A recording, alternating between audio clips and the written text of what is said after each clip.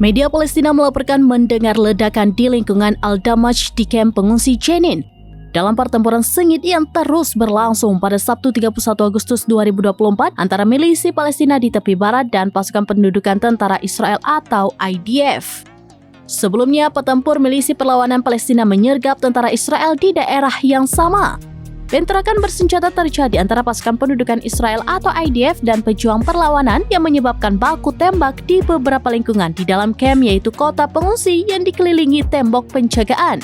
Dalam perkembangan terkait di tepi barat, sumber media Ibrani telah mengindikasikan kalau seorang tentara Israel tewas dan beberapa lainnya terluka dalam pertempuran di lingkungan Al-Jabariyat saat pasukan pendudukan Israel melanjutkan operasi militer berskala besar mereka yang sekarang memasuki hari keempat. Mereka menghadapi pertempuran sengit di kamp Jenin bersama dengan serangan dan konfrontasi di Nablus, Qalqilia, dan Tubas.